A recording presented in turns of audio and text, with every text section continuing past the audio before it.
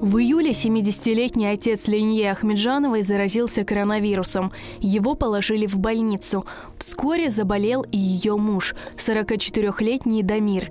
Несколько дней мужчина чувствовал слабость. У него была повышенная температура. Состояние ухудшалось, но он принял это за обычную простуду.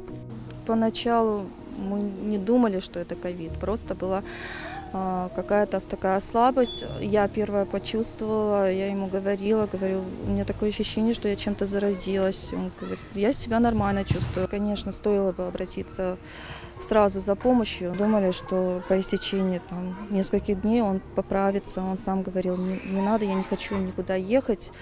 Ты же видишь, нашего Харбабашку забрали, он сам вышел своими ногами, говорит, и на следующий день оказался в реанимации. После долгих уговоров 27 июля Дамира Ахмеджанова госпитализировали. У него диагностировали коронавирус. Когда его забрали, это был вечер, ему сделали жаропонижающее, потому что температура была 40 градусов. Сатурация падала, дали ему кислород. Он мне написал, что разместили в какую-то палату грязную, с тараканами, только дали кислород. На следующее утро выписали таблетки какие-то.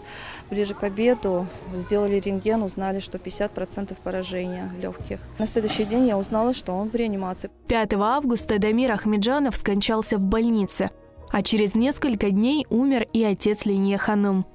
Он пролежал, получается, около 3 недель в реанимации. У него по КТ было 30% поражения.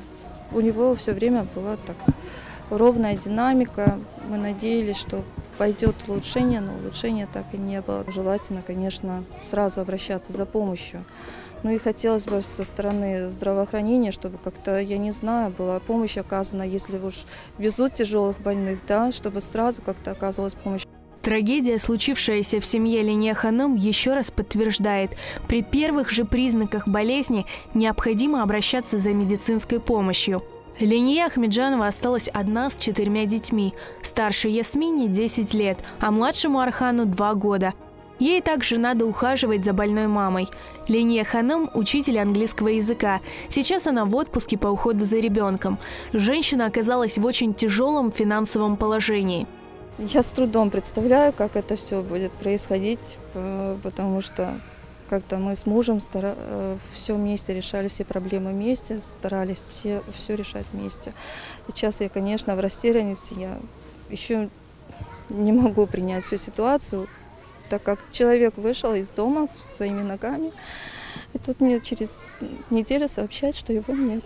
Помочь Ленье Ахмеджановой можно, перечислив средства по реквизитам.